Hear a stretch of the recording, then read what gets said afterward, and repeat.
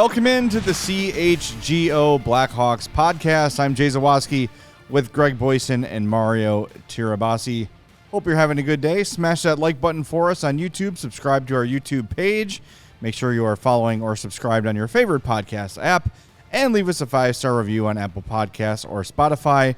We are 2 days away from Connor Bedard and a crap ton of other dudes becoming Blackhawks. Yeah. But tonight, Monday night, is the NHL Awards. And before the give them away officially, we're going to do the ones that matter, the CHGO NHL Awards. But again, thanks for being with us. Very exciting week. Tomorrow we're going to be in Nashville. Going to be at Hopsmith for our thing at our little pre-draft get-together. Yeah. So make sure you go to allchgo.com to check that out. Get those last-minute tickets while you still can. We'll tell you more about that as the show goes on. But a very exciting week. And this is what we've been leading up to for months and months and months and months and months. And it's finally going to be here on Wednesday. But NHL Awards tonight should be a fun time. Let's get to it. We're going to do the Adams for Coach of the Year, the Calder for Rookie of the Year, the Vezina for the Best Goaltender, the Norris for Best Defenseman, the Hart for MVP, and the Lindsay for, how do they phrase that? Most outstanding That's player. also voted by the players. Voted on by the players. So that's who your peers think is the best Yes, player. which to me, more I know the important. Hart gets all the attention. It does. But as a player, I think winning the Lindsay would be really cool. It would be. And there are years where they don't match up. Yeah, Right? So. definitely. All right, let's start with the Jack Adams Award for Coach of the Year. I guess we're going to go in order of our graphic here. So I'm going to go first, and if you asked me this a year ago and told me who I'd pick, I'd probably laugh in your face. Yes. But Paul Maurice deserves some credit. I know the Panthers got off to a crap-ass start, but there was a bunch of turmoil, a bunch of turnover in the offseason, new faces in new places, and they turn around from barely making the playoffs, thank you, Buddy Robinson, to making it all the way to the Stanley Cup final where they ran out of gas. They were super injured, but really impressive performance from Paul Maurice. And the more we see from him, maybe we learn, wow, maybe Winnipeg is really effed up. Yeah. Maybe. Yeah, I think it's much more than a coaching problem out there in Winnipeg. Yeah, I mean, that's definitely a good selection. I think the job Maurice did in being put in a interesting position in Florida. I think he got them to a spot where, you know, they were able to get into the postseason. And I know I think actually all of these awards are decided and voted upon before the postseason really gets into the meat of things. But I think he definitely would be in the consideration. I know he's not an actual finalist for the award. Now we're kind of going in a mixture of our own personal feelings and the actual awards themselves. But yeah, I think Maurice would be a guy that, you know, when we find out the balloting, I would be surprised if he didn't get a couple of high picks. Yeah, so votes. these nominees were the finalists rather were announced on May 5th, and the three official Jack Adams Award finalists are Dave Haxtell from the Kraken, Jim Montgomery from the Bruins, and Lindy Ruff from the Devils. Ruff kind of a similar path too. Yeah. Of Maurice, of the Devils started real hot and then kind of fell off and then really got back at it, and there was some fire Lindy chants going on. Yeah. And then some sorry Lindy chants going on a couple weeks later. So it's gonna be interesting. Who do you guys got? I almost went off the board, too, with not one of the finalists. To me, it came between Bruce Cassidy, the Golden Knights, and I know, yes, he won the Stanley Cup. This is a regular season award, but he took a team that missed the playoffs last year and got them to the most points in the Western Conference.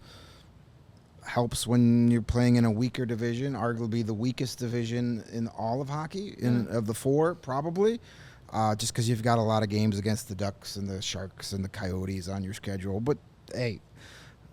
But I went with Lindy Ruff of the Devils as a team that last year a lot of people thought were right on the cusp of competing, and he took that team and got 113 points in that Eastern Conference, or 112, I'm sorry, in the Eastern Conference, the third most points in the National Hockey League. If they were in the Western Conference, they would have had the most points.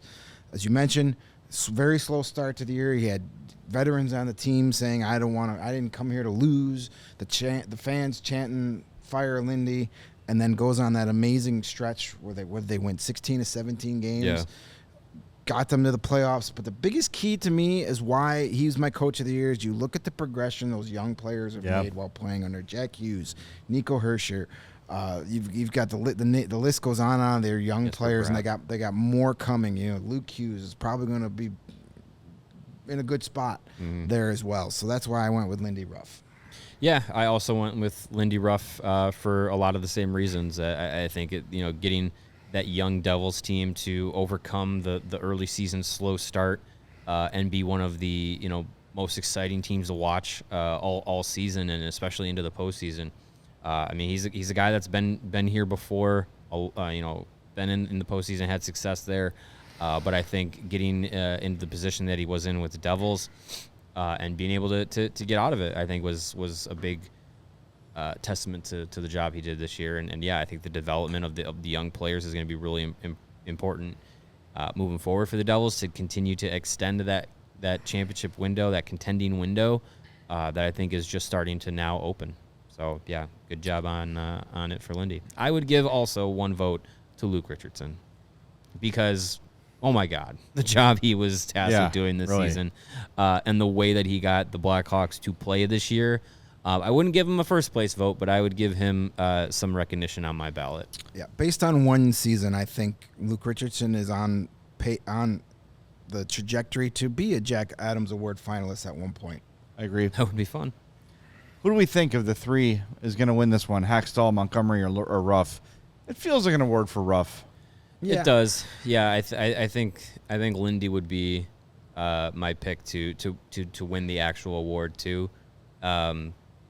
It's funny, Jim Montgomery. Like I know he was coming in as a new head coach of the Bruins and having the best regular season of all time, basically.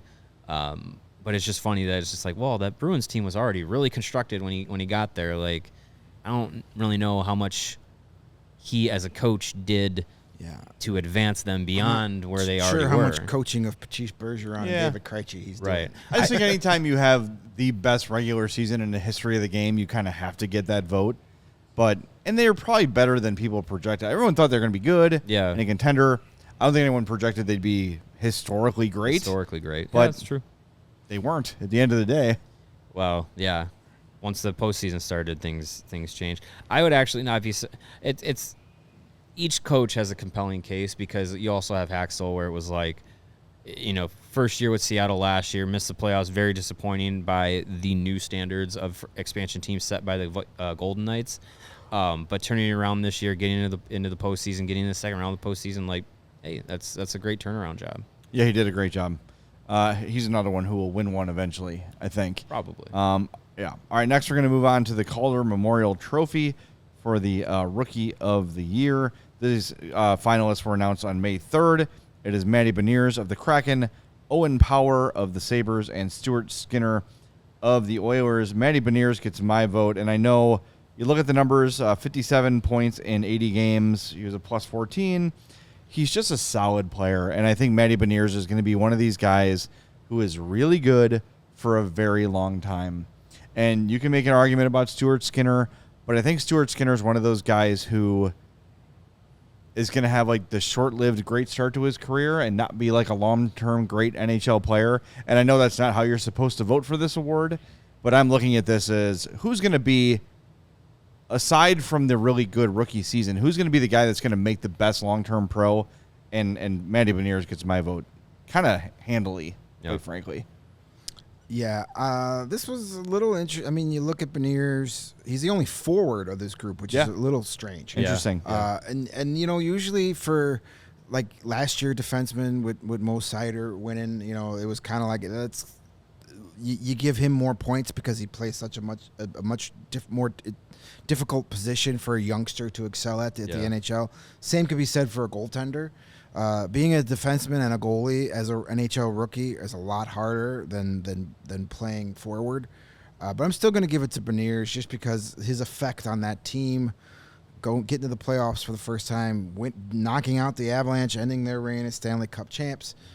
He was second on the team in goals with 24. It's still hard to believe Jarrett McCann scored 40 freaking goals this year. Every time I look at that, I go, that's not. Oh, That's yeah, a typo. That actually happened.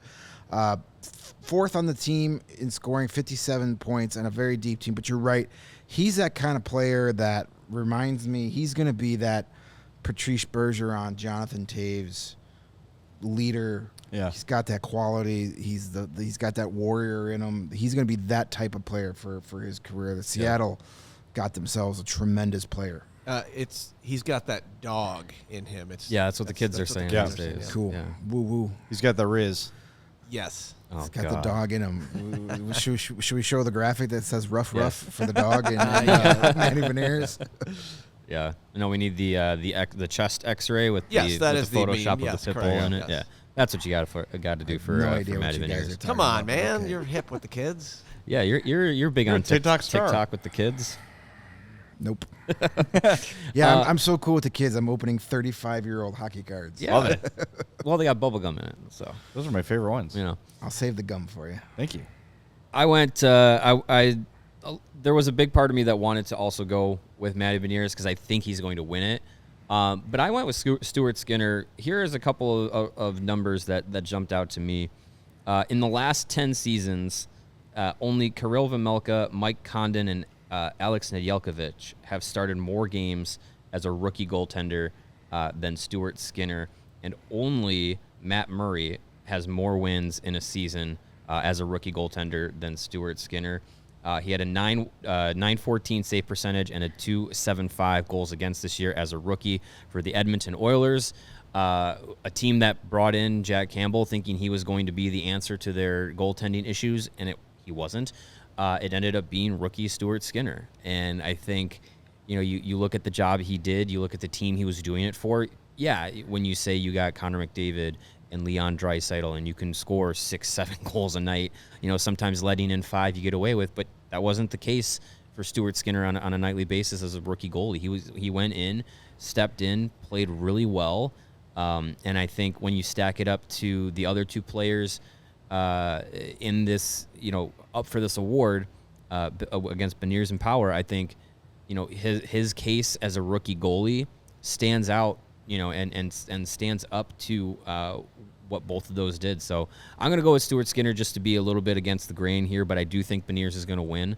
But I think Stuart Skinner definitely put in a really solid season as a rookie goaltender. And I know with rookie goaltenders, it's kind of weird some years where, they'll be like, oh, he's a rookie, but he's 27 or whatever. Like Skinner's 24. Like he's still on that younger side of things for goalies. So that doesn't really, apply to this where it's just like, oh, well, he's already a man, professional hockey player. Like, no, he's still young for goalies. Yeah, and not to take away from Owen Power, who came in his first full season and was everything he was hyped up to be. Yeah. I mean, he 38 points in 87 games, plus 13. I mean, he was awesome for the Sabres. Top 4 player for the Sabres and a young top 4 that they have going for them.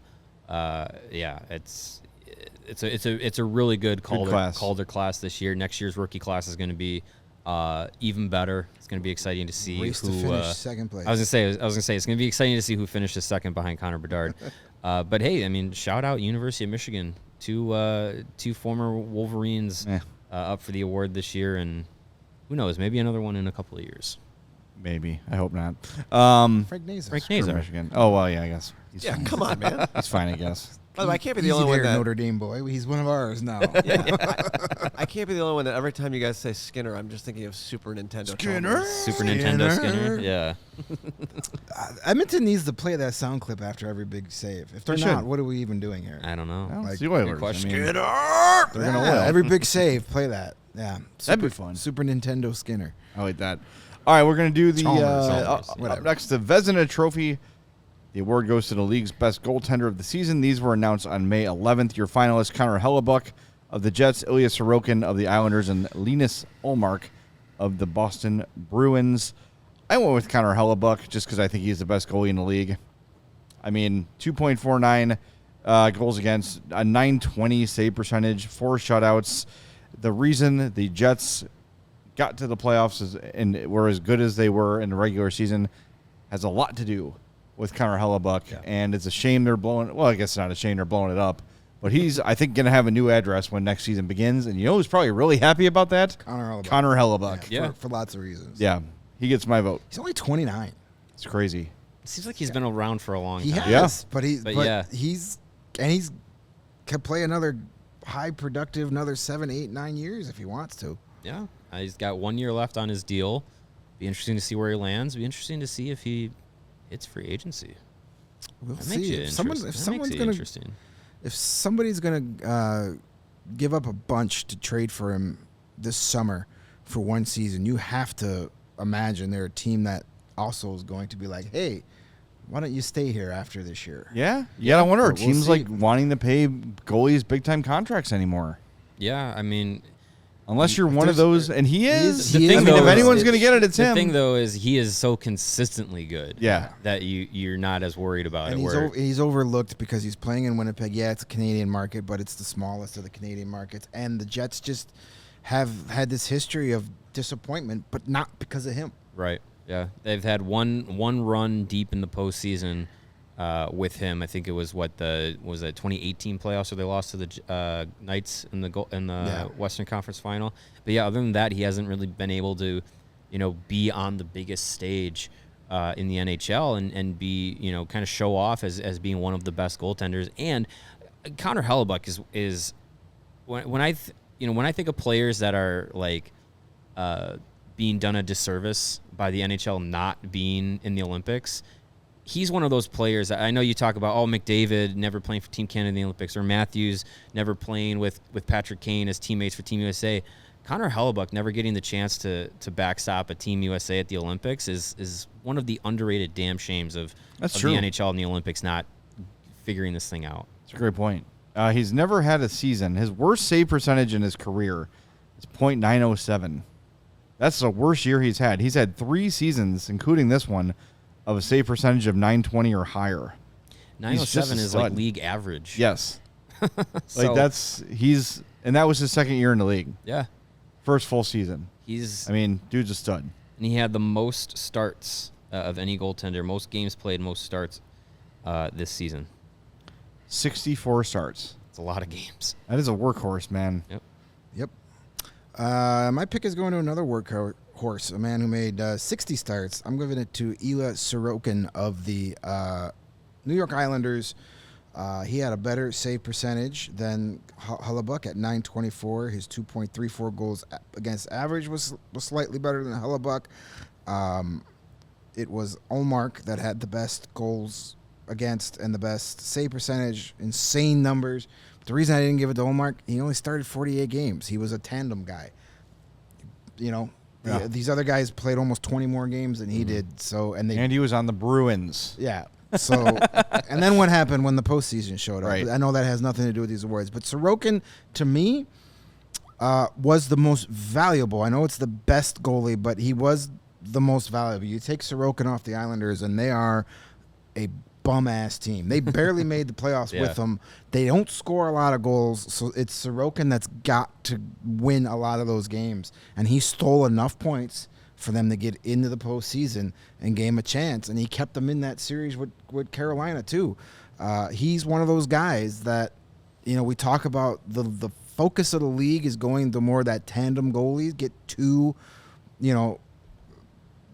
slightly above average starters as opposed to the elite guy, but he's one of those elite guys. He's up there with Hellebuck, and he's up there with his buddy Igor Shesterkin and Andrei Vasilevsky. He's in that conversation now, and I think he should get this Vezina, and that will cement his position as one of the elite goalies. Sure. Well deserved. Yeah, I think each of the finalists for this award have a tremendous argument for being the winner, and I think it shows in each of us choosing one of them individually. I went with Linus Ullmark. I know he didn't start as many games as Hellebuck or Sorokin, but no one won more games than Linus Ullmark and Alex Georgiev this year, both of them winning 40. Ullmark was 46-1 in 48 starts for the Boston Bruins this year. He had the best save percentage in the NHL at a .938, and he was the only goaltender in the NHL this year with a sub-2 goals against average at a 1.89. He was also the only goaltender this year to score a goal. So I am going to go with Linus Ullmark, the backstop of the Boston Bruins. I know he did I know he was in a tandem, and I know he was with the best regular season team, but a contribution to that best regular season team is having one of the best goaltending performances. I don't think he's going to be one of these historically good goaltenders that had a huge resume coming into it, like a guy like Hellebuck or a guy like Sorokin, who's probably going to be a top goaltender for the rest of his career in the NHL. This might be one of those one-and-done appearances by Linus Ullmark, but hey, when you win 40 of 48 starts, lead the league in save percentage and stop the most you have the best percentage of stopping goals, like, hard to argue against that. And I think what he did in tandem with Jeremy Swayman was really impressive, and he was obviously the starter of that tandem and the best performing of the two. This is one of those ones where it feels like it can go. It could go either any way. of them. Yeah, And I think the arguments, like the stats for Ullmark, speak for themselves. But I think the arguments against, of like you guys are saying, like, he was in a tandem. He didn't play over 50 games, and both Sorokin and Hellebuck played 60 or more. Like, those are fair arguments against him. So it's gonna be really interesting to see how the voting is divvied out for this award. Yeah. Whenever I'm stuck on something like that, I say, which of these guys would I want in a one-game playoff? Yeah, It's not that's true. Ullmark. Yeah. No, if I was But voting, that's not the award. and it's Right. not the award. But if I was voting on that, I would go with Hellebuck out of these three.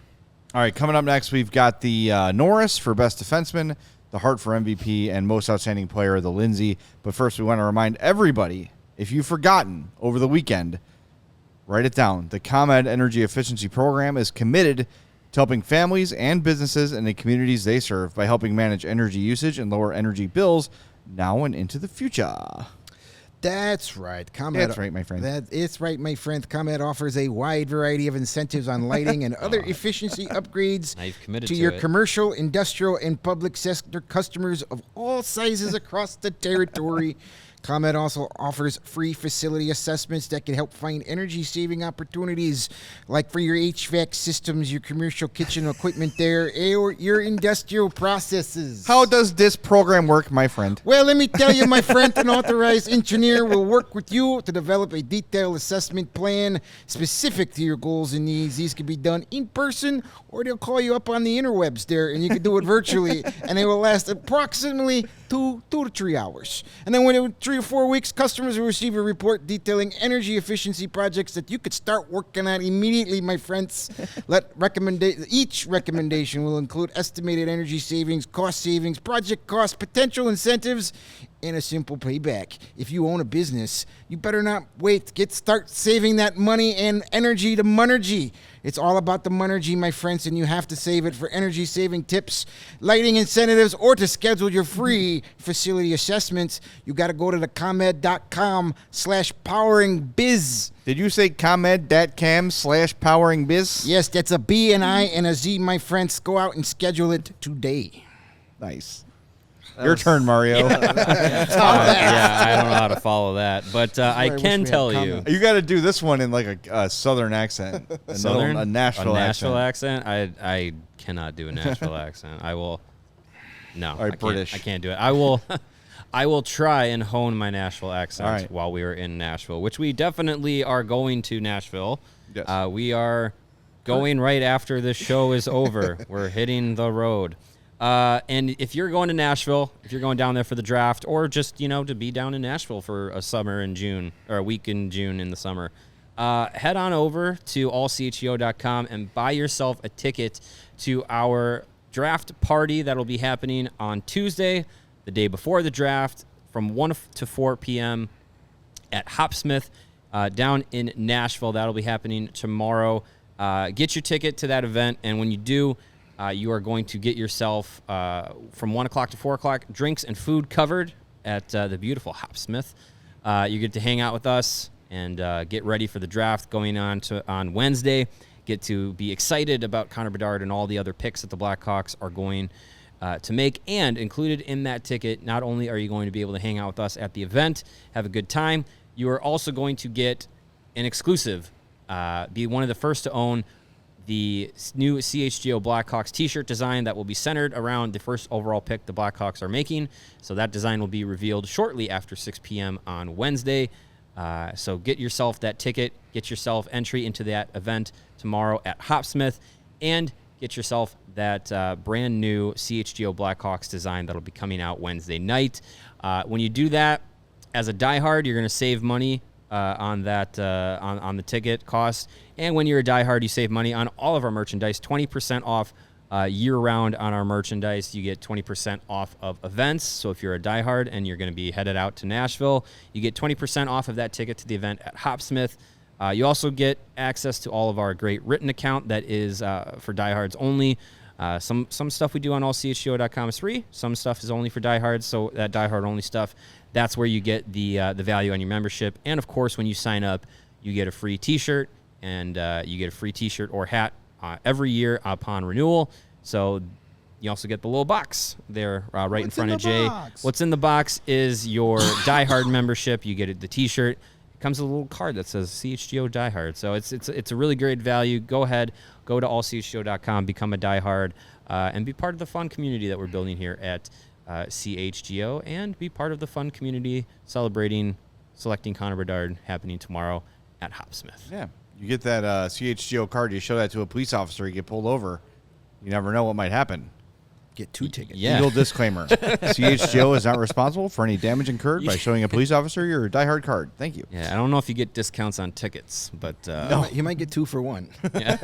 Boom, boom. Yeah. All right, next up, for the best defenseman of the season, the James Norris Memorial Trophy. Your finalists, which were announced on May 4th, Rangers, Adam Fox, Sharks, Erik Karlsson, and Avalanche, Cale Makar. And I think we said before this year, just give Cale Makar the Norris for the next 10 years and sew it up, because that's how it's going to go. Well, then Erik Karlsson, at 33 years old, found the fountain of youth and had 101 points. What the hell? Crazy. Yeah. 25 goals, 76 assists. He was a minus 26, but who cares?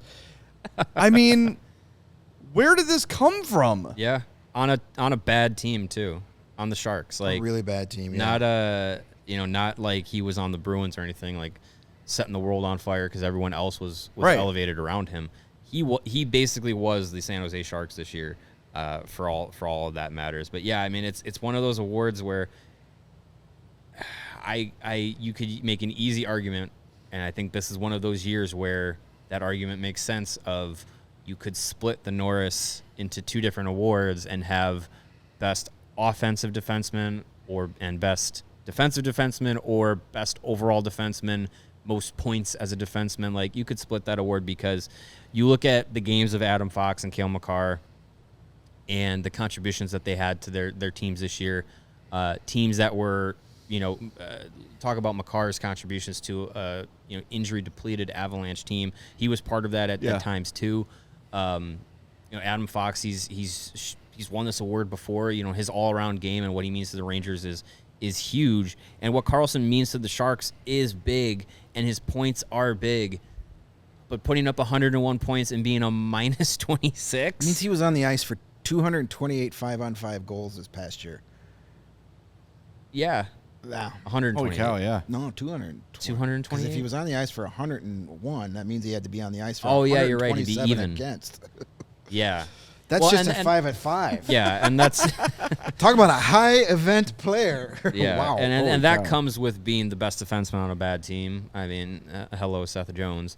But man, like you kind of have to give it to Karlsson. Yeah, I agree. I think no surprise. We're gonna sweep across the board here. Karlsson. I'm not a guy that automatically gives the Norris to the player with the most points, even though that Kind of push against that, if anything. Yeah, that seems to be the trend for the last 10, 15 years. But when a defenseman gets 100 points, it's kind of like, okay, I'll put that. You tip your hat. I'll put that pet peeve to bed for one season, especially with a guy like Erik Karlsson, who has been heavily criticized in San Jose, who's done nothing but underwhelm.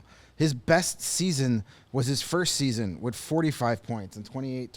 He had 142 combined points in his first 4 seasons with the Sharks. And he missed like 30 games in each of those years, too. 25-plus games in each of his first 4 years in San Jose. Well, not 2021 because they only played 60-something games. But still, he's 82 games. That's the most impressive stat for him, that he played all 82 games. Just an incredible season.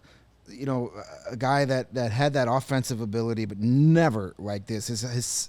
He eclipsed his career high by almost 20 points. His 2015-16 season, he didn't even win the Norris that season when he had 82 points. He won it 2 other times. So this will be his third Norris? Yes, his third Norris trophy for Erik Karlsson. I wonder if it's going to be the longest gap between Norrises.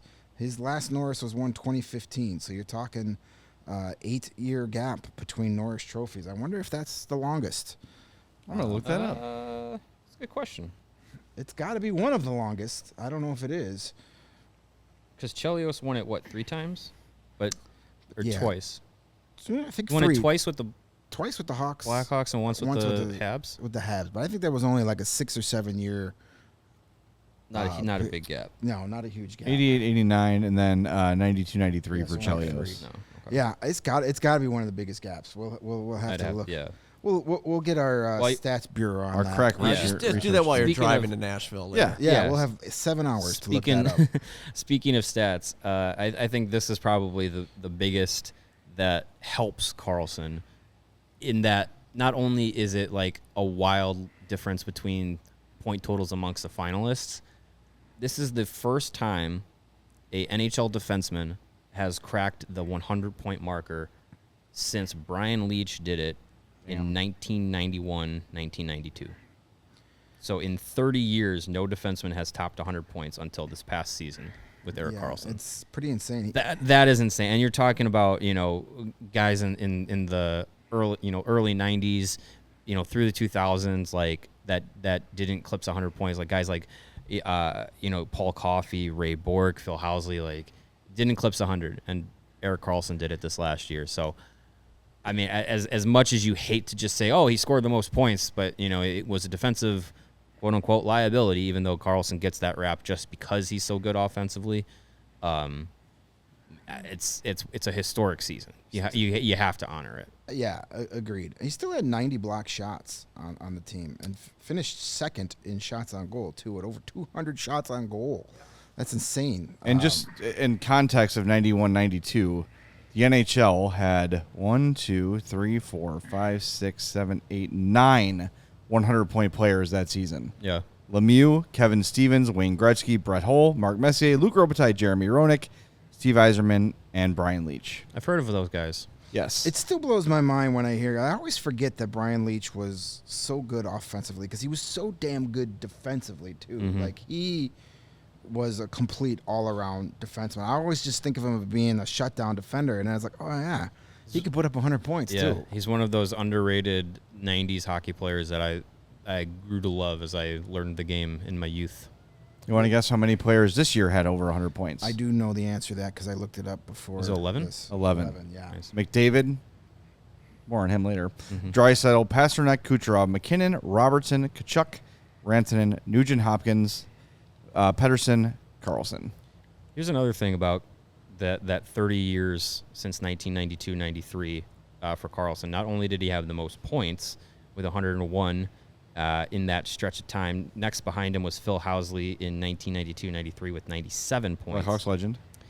Karlsson also the most even strength points amongst defensemen in that stretch with 74. So 74 of his 101 were at even strength, which if you have 101 points as a defenseman, you're thinking, wow, 40 had to be on the power play, right?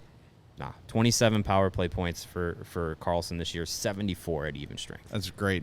I mean, he deserves it.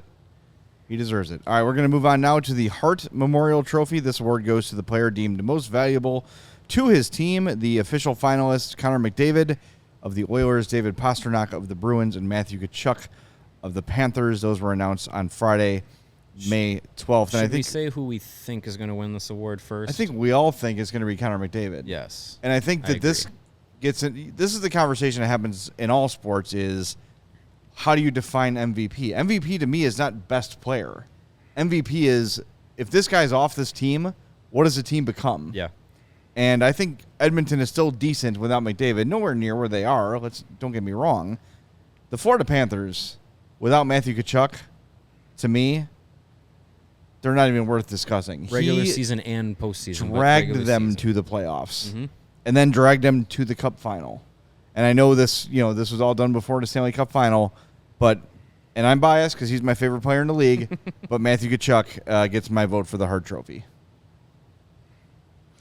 Yeah, that's hard to argue. I mean, he is definitely one of the most valuable. Is he the best player in the National Hockey League? No. Is he the most valuable this year? To me, second or third most valuable, because I have another guy that I put on there. Is there a player you'd rather have in a playoff series? Assuming full health for all candidates. Assuming full health for everyone across the league, for one playoff series, I think I'm still taking Connor McDavid. Yeah, me too. Just based on pure talent. But yes, as far as the people in that conversation that you're saying, an NHL Stanley Cup postseason series, he is absolutely built to thrive in that. So yeah, you're definitely talking about Tkachuk in that discussion. I think just best overall player though, if you have the number one pick of Stanley Cup playoff postseason draft, I think it still goes to Connor McDavid. Probably until next year, my friends. Maybe when it's kind of a dart across the board. But yeah, I think as far as you have the most valuable aspect to the award, and I think that's where this comes in is you pluck Pasternak off the Bruins. Are they still one of the top teams in the East? Yeah, I think so. I think they're still a very difficult team in the regular season. Are they the same historic Bruins? No, but I think they're still one of those top teams. You pluck McDavid off the Oilers, they still have Draisaitl. They still have elite talent that can make them one of the better teams in the Western Conference. They're still a playoff team. You take Matthew Tkachuk off of the Panthers this season, and they're not in the postseason. They were in the postseason because they squeaked in at the end of the year thanks to some help from the Blackhawks and Buddy Robinson. Like, without Matthew Tkachuk, we're talking about the Florida Panthers probably being in the lottery. So yeah, I think giving the Canadians an 11% chance at the first overall. Yeah, exactly. So yeah, I think in as far as the aspect of most valuable to the team's competitiveness in the regular season, if the Florida Panthers don't have Matthew Tkachuk, they don't get to the postseason, and if they don't get to the postseason, they don't run to the Stanley Cup final. So I think as far as most important, most valuable, I agree. It's Tkachuk. Well, I went off the board. I gave it to a guy that wasn't even a finalist. It's Mikko Rantanen of the Colorado Avalanche. Because if you talk about most valuable, I don't think the Avalanche still won the Central Division. And Nathan MacKinnon was tremendous as well. But Mikko Rantanen, if he's not there, they struggle to make the playoffs, I think, this year. Mm-hmm. They only had 4 guys play all 82 games this season. 4. And Mikko Rantanen was one of them. He scored 50 goals. 55 goals. 55 goals. Sorry, 55 goals, 50 assists, 105 points. Career highs across the board. The dude was just there every night. Anytime there was a big goal scored in an Avalanche game, Rantanen either scored it or he had the primary assist. Mm-hmm. Nathan MacKinnon still had 111 points. He had 69 very nice assists on the season. But he missed 11 games with injuries, which makes his season, even more impressive. But Rantanen was there every night and was just a stud from day one to the end of the season. The Avalanche don't win the Central without him. Do they still make the playoffs? I don't know. Maybe. With all the injuries they had, maybe they do. Maybe they get the third place. They squeak in with a wild card. But to me, you take Mikko Rantanen off the Colorado Avalanche, and they're a completely different team this past year. And that's what an MVP is. Was he the best player in the NHL? No, but I don't think there were too many more valuable players than him. Matthew Tkachuk is definitely in that conversation for what he did with the Panthers. But I'm giving it to the Moose. He feels like one of those guys who is kind of like the victim of the team he's on, that has so much damn star power and name recognition that he just sort of. I don't want to. They're not they're kind of similar players, but like Marian Hossa is kind of the same way, where he was always like fourth to Taves, Kane, and Keith, and maybe even fifth because you throw Seabrook in with Keith all the time. Yeah. So I think there were a lot of things that Marian Hossa could have won or been nominated for. Selke, thank you. That he never was able to win, and I think Rantanen is similar in that. I mean, if you ask your average hockey fan, name this player, Western Conference team, 55 goals, 50 assists, how many of them are going to come up with Mikko Rantanen? You know what I mean? Like they know he's good, they know the name, they know he's a great power forward, but holy crap, those numbers jump off the page. And you're right, like you've been saying this for months. You were saying this in December when we would talk about this. We'd have highlights on when we're doing road games. And there's Mikko Rantanen, 2-1-3, 1-2-3, 2-2-4, like every night. Every night. Yeah. And the team that was missing, they had so many players get hurt all season. Their captain, Gabriel Landeskog, never played a game this season. Last time we saw Gabriel Landeskog on the ice, he was getting the Stanley Cup from Gary Bettman. I haven't seen him since. So just they needed somebody to step up and be an MVP player, and he was the guy that did it. You expect that from Nathan McKinnon. Yeah. But they needed something else, and Rantanen was the guy that put him over the top. Only two players scored over 45 goals, over 90 points, played all 82 games, and played more than 20 minutes a night as a forward. Mikko Rantanen and Connor McDavid. Only two that did it this season. There you go. That's good. That's rest my case. That's super impressive of a season. And like you said, on a team that absolutely needed him to have that kind of season. Yep. All right, before we get to the Lindsay Award, we're going to tell you about our friends at FOCO. Again, if you're headed to the draft, you want to look good, you want to represent the Blackhawks, get fitted out in the best sports gear around, hoodies, shoes, signs, bobblehead, banana hammocks, and everything in between. It is spring and baseball season. Get your Aloha shirts, your straw hats, your polos, your bags, everything you need for a ball game. And you take a look around us here. Our set is very much courtesy of our friends at FOCO. These awesome set pieces. The bobblehead's my favorite. The Hayden Wisniewski Immaculate Inning bobblehead. Yep, they get that specific, folks. Go to FOCO.com. Get yourself some cool swag for your man cave, your she shed, and everything in between. FOCO.com. Use the link in our description below. And for all non-presale items, use the promo code CHGO for 10% off. Again, that is code CHGO at FOCO, FOCO.com. I'm looking forward to wearing my Blackhawks banana hammock at the Airbnb later on this week. Yes. So are we. Yeah, it's going to be good time. Sure to get you your own room. Yes. Show thong. Do what you got to take. Do what you got to do to get your own room. Another thing I will be proudly wearing around town in Nashville the rest of this week are my Shady Rays sunglasses. I'm going to be taking on the sun with gear built to last, and so can you. Our friends at Shady Rays have you covered for the warm weather with their premium polarized shades at a very affordable price. Shady Rays is an independent sunglasses company that offers a world-class product just as good as any expensive pair we wore, and they're far too humble. They are the best pair of sunglasses I've ever worn. Durable frames and extremely clear optics for my outdoor adventures, like walking in the Hopsmith tomorrow afternoon to see all you lovely CHGO diehards at our happy hour. And that's not all. Shady Rays offers the most insane protection in all of eyewear. Every pair of sunglasses is backed by lost and broken replacements. If you lose or break your pair, even on day one, they told us they're going to send you a brand new pair, no questions asked. Wear your Shady Rays with confidence because they have your back long after you purchase. Together with their customers, Shady Rays is providing much-needed support to nonprofit partners across the United States through Shady Rays Impact. From building play sets for pediatric cancer patients to providing young adults with MS the outdoor adventure of a lifetime, Shady Rays is making an impact in your community and others just like it now and for years to come. And if you don't love your Shady Rays, but you're going to, You will. You can exchange them for a new pair or return them for free within 30 days. There is no risk when you shop. Their team always has your back, and exclusively for our listeners, that's you wonderful folks out there in podcast land, Shady Rays is giving out their best deal of the season. Head over to ShadyRays.com, throw in 2 or more pairs of their awesome polarized sunglasses in your cart. When you go to checkout, pop in the promo code CHGO, and you're going to get 50% off that order. Try for yourself. The shades rated 5 stars by over 250,000 people. The Hart Trophy winner of sunglasses. There you go. Absolutely. Not overrated by any way. Most valuable sunglasses. Exactly. All right, last award we have for you here is the Ted Lindsay Award.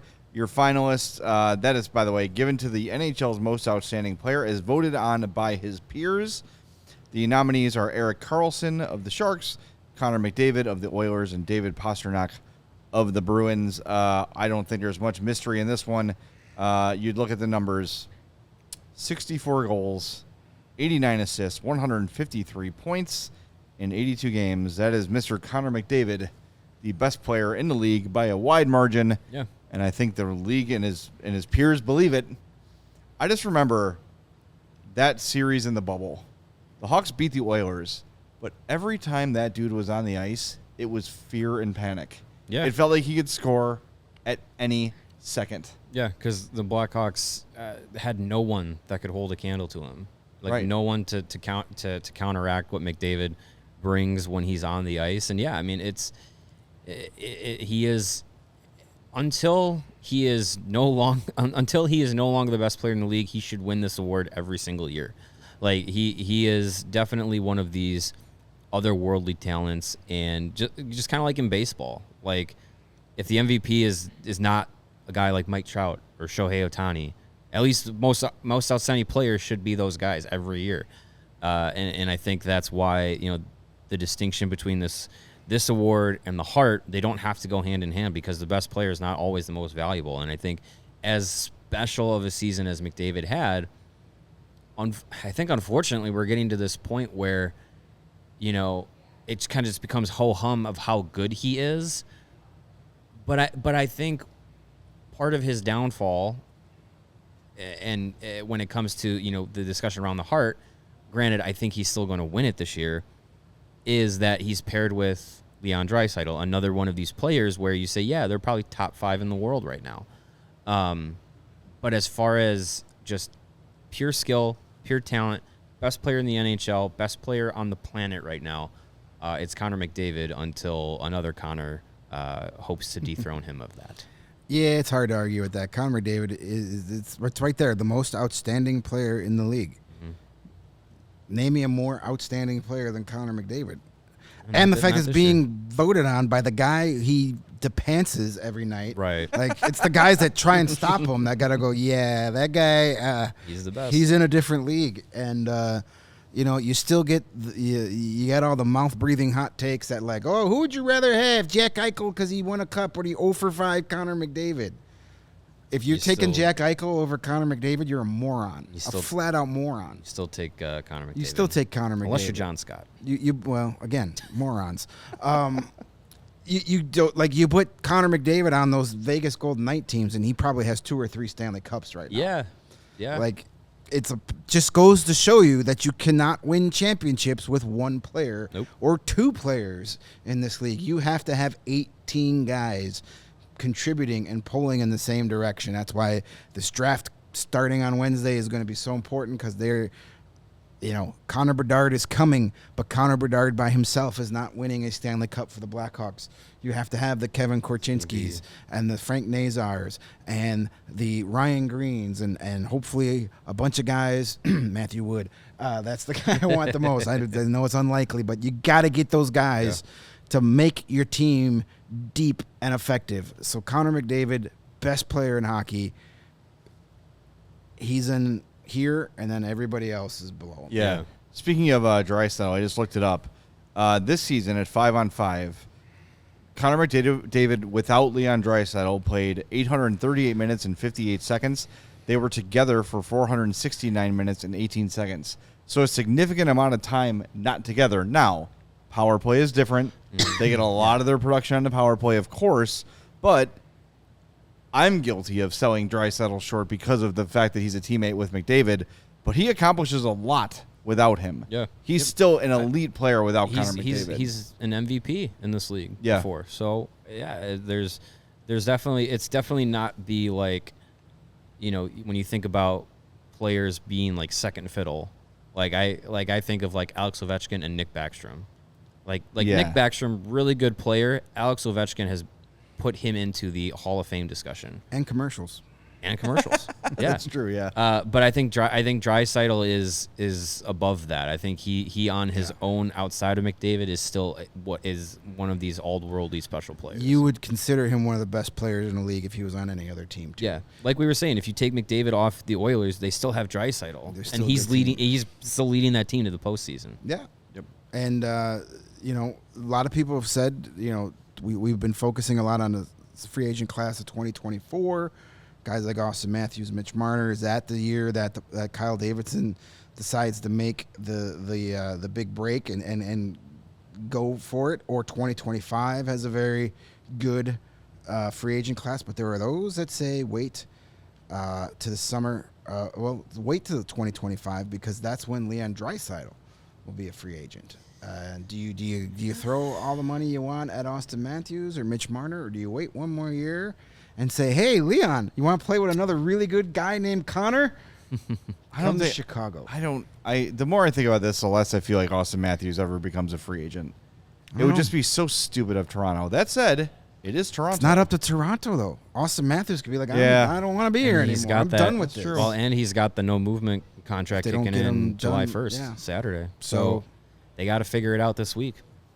Speaking of this week, tomorrow we're in Nashville. And yeah, the draft is Wednesday, but we've got our Hopsmith meetup tomorrow. Probably in Nashville. Make sure you're following us on social media at CHGO_Blackhawks on Twitter, CHGO Sports on Instagram and TikTok. We're going to be all over this draft, all over this draft week. We're bringing Casey, our social media coordinator, with us. Steven, our producer's coming with us. Yeah. We're going to cover the Blackhawks Connor Bedard draft like no other outlet in this city or in this country. It's not going to happen. We are your one-stop shop for Blackhawks draft coverage this week in Nashville. If you're not already following our social medias, please, please, please do it. Follow our personals as well. I'm at Jay Zawoski. Greg's at Greg Boyson. Mario is at Mario_Tirabassi. Follow all of us. Follow all the CHGO accounts. You want to be ready for all the content that's coming to you. All over your timeline. Yeah, we're going to do a show tomorrow. Then Wednesday, we're going to do a post-first round draft show. So we're going to be at the draft covering it. So expect a later night on Wednesday night. Tuesday, same deal. Rounds 2 through 7. Thursday. Rounds 2 through 7. We're going to do the same deal. As soon as the whole draft is over and all the coverage is over, we're going to head back to the Airbnb and do a live show. Friday, we're off. We're back Saturday for development camp / day one of free agency. This is an insane week for Blackhawks fans, and there is no place you should be but right here at CHGO Blackhawks. We promise you the coverage you're going to get is everything we promised when we launched the station. We cannot wait. We have been, the three of us, building up to this day since March of 2022. This is our Super Bowl. Yes. This is where we're going to pull a Bull Durham and announce our presence with authority. Yep. And you could bet we're not only going to give you the best coverage, but we're also, if you've been watching us, we're going to have a lot of fun doing it too. We got some fun things planned as well. Fun will be had. Yes. I'm just going to jump in here. If there's any reason you can't get to Nashville this week, I'll be at the Salt Shed for the draft party. There you go. So you come meet me if you're there you go. around There you here. go. Hang out with Lawrence. And Emma, our social media intern, is credentialed at the Salt Shed. We might have... We're going to have a presence at the Salt Shed. That's the Blackhawks official draft party in Chicago. CHGO will be there. Friend of the program, Darren Pang. Friend of the program, Darren Pang. It was great You're talking upset with him that you're last going to week. be missing DJ Oreo? DJ Oreo. People think I'm That's kidding tough. and making jokes because I'm a fat guy and his name is DJ Oreo. The game we went to for our takeover at the UC, DJ Oreo was the entertainment, and it was an effing intermission party in the entire United Center. It was awesome. Everybody was digging it. There were kids up to the DJ booth. DJ Oreo, as the kids say, slaps. If they can book DJ Oreo more than once or twice this upcoming season, I would be a Permanent big fan DJ. of that. And do some first intermission stuff so the three of us can experience DJ Oreo. Yeah, right. Because two of the three of us leave the United Center after the second period. So I think we'll be doing a lot less of that this year. Like, we'll stick around for all three and do a little delayed post game because I don't want to miss any Bedard Maybe superlatives. they'll finally build us that podcast studio inside the UC we've been asking for. Or the zip line that we've been asking for. I mean, One of those two will happen, there I'm sure. may or may not be a studio space in that atrium available soon. We never know. Yeah, never know. Yeah, it's gonna take a while. Slide right in there. There Me you and go. Lawrence are familiar with that space. Yeah. All right, well, we're back tomorrow. I'm not sure what time. I forget what In the time morning. we're at tomorrow. I think we're. it's going to be the All-City mock draft. Oh, yeah. That's the Tuesday programming. I think there's still some things in the works. Yes. There's a lot of moving parts, but we're going to be here Tuesday. We'll Look let for you know us in on the morning because we got to be at Hopsmith by 1. Get so your it'll be a get morning your show. coffee ready, and we will have some entertaining programming for you tomorrow. Promised. All right, we'll talk to you tomorrow on the CHGO Blackhawks podcast.